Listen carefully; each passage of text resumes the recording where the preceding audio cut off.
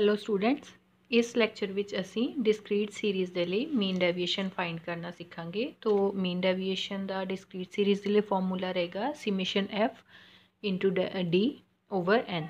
तो where summation f d की है sum of product of frequencies and deviations from mean median और mode.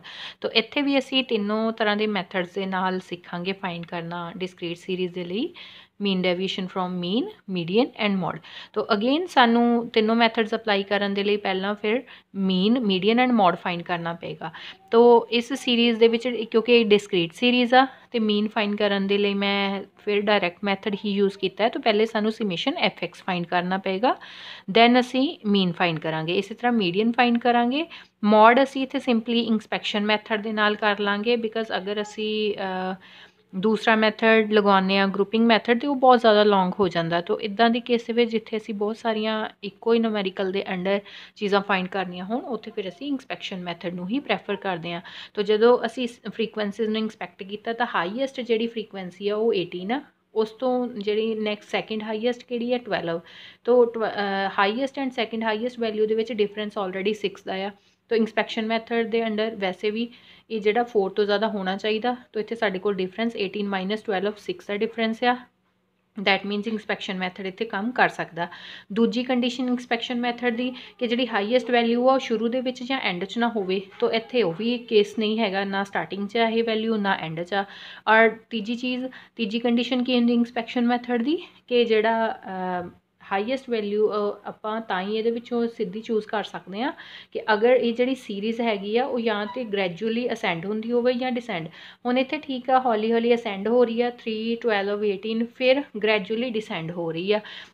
तो कोई भी बहुत मेजर जोड़ा शिफ्ट ये नहीं आ रहा कि वैल्यू बहुत ज़्यादा एकदम इनक्रीज़ हुई हो या एकदम बहुत ज़्यादा डिक्रीज़ हुई हो। तो सारिया कंडीशन जी इंस्पैक्शन मैथड दियाँ फुलफिल होंदियां, इस करके असी इत्थों डायरैक्टली ही इंस्पैक्शन मैथड के नाल मॉड फाइंड कर लिया। तो हाईएस्ट जी फ्रीकुएंसी है 18 वो सामने एक्स कितना है 12, दिस इज़ आर मॉड।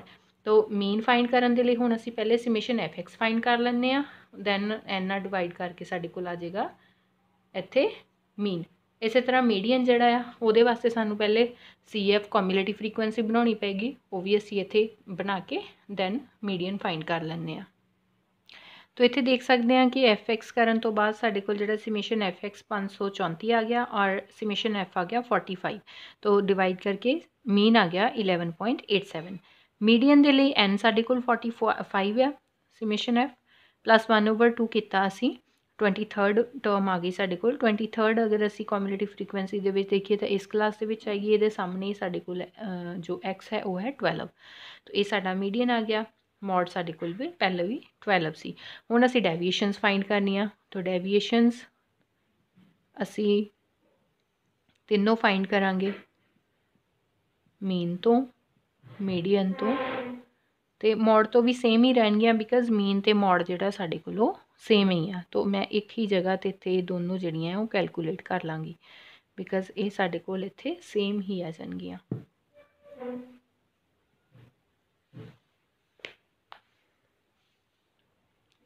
ये साडे कोल डेविएशंस आ गई एक्स माइनस एक्स मीन करके 11.87 दे विचों असी सारिया ऑबजरवेशनस नूं घटा दिता। इस तरह deviations from mode and median दे लई असी की कीता, सारिया ऑबजरवेशनस दे विचों मीन माइनस करता। तो मीन एंड मॉड सेम है, इस करके इक्को बारी ये काम मैं किया। तो ये साडे कोल डेविएशंस आ गई, लेकिन सानू चाहिदा की आ समेशन एफ इंटू डी। तो यदा मतलब हुण ये डेविएशंस जिहड़ियां आईयां इनू एफ नाल मल्टीप्लाई करके साडे कोल प्रोडक्ट आएगा। तो दैट मीनस कि 2 स्टैप्स फर्दर इत्थे सानू करने पैणगे समेशन एफ डी फाइंड करन दे लई, sorry this is F into D. ये डेविएशंस असी जिहड़ियां मीन तो फाइंड कीतियां उहदे नाल मल्टीप्लाई करांगे। इत्थे एक बारी फ्रीकुएंसीज नूं असी मल्टीप्लाई करांगे जिहड़ियां डेविएशंस असी मीन तो या मॉड तो फाइंड कीतियां। तो ये साडे कोल आ गया, ये साडे कोल समेशन एफ डी आ गया 31.95 एंड ये मीडियन एंड मॉड तो समेशन एफ डी आ गया 30। हुण असी सिंपली वैल्यूज़ नूं पुट करके मीन डेविएशन फाइंड कर लांगे। तो मीन डेविएशन फ्रॉम मीन कितना आ गया साडे कोल 31.95 over 45 0.71, sorry, this will be equal to, yes, all right, this is 0.71. then mean deviation from median and mod ਇੱਕੋ ਵਾਰੀ ਕਰ ਲਾਂਗੇ ਬਿਕਾਜ਼ ਸੇਮ ਹੀ ਸੀ ਇੱਥੇ ਸਾਡੇ ਕੋਲ ਡੈਵੀਏਸ਼ਨਸ। तो 30 over 0.66। ਹੁਣ ਅਸੀਂ अगर ਕੋਫੀਸ਼ੀਐਂਟ फाइंड करना तो ਕੋਫੀਸ਼ੀਐਂਟ ਸਾਡੇ ਕੋਲ आ जाएगा mean deviation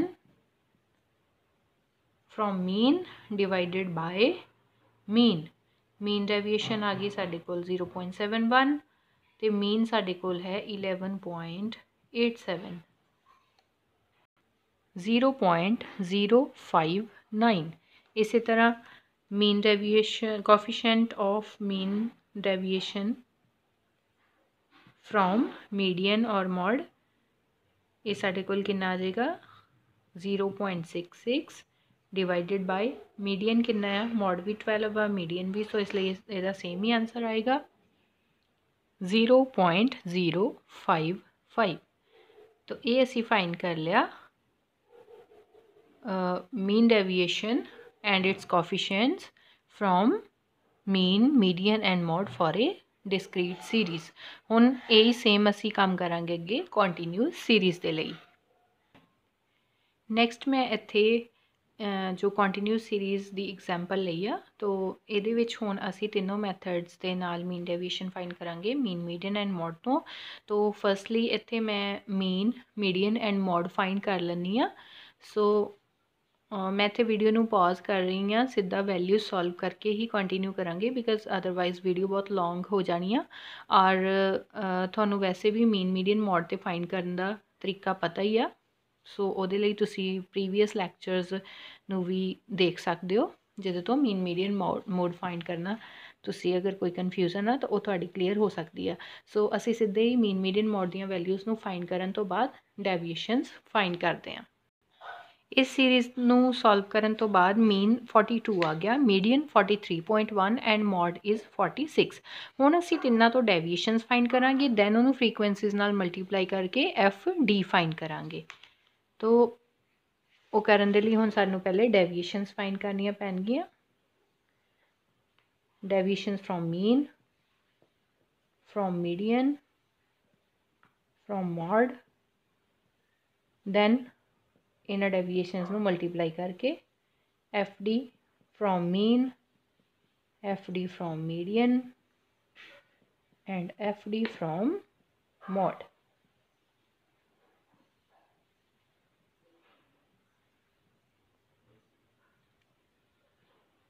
ये तीनों वैल्यूज़ नूं फाइंड करके फिर असी इत्थे जो mean deviation from mean, from median and from mod find करांगे।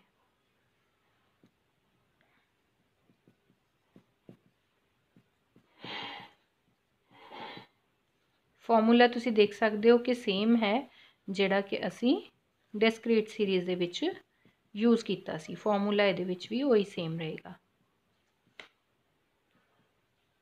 सिर्फ इत्थे जिहड़ा तुसी mean median and mod find किया उहदा तरीका जिहड़ा वो कंटिन्यू सीरीज़ के लिए फॉर्मूले चेंज हो जाएंगे। तो बाकी सारा प्रोसीजर जिहड़ा है वो सेम ही रहेगा।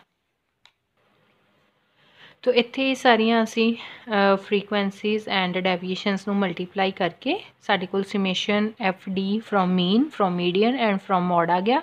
हुण असी फॉर्मूले दे विच इन्हां नूं पुट करके mean deviations from mean, median and mod find कर लिया। इसी तरह असी इन्हां दे कोफिशिएंट्स फाइंड कर सकते हैं। तो coefficients of mean deviation from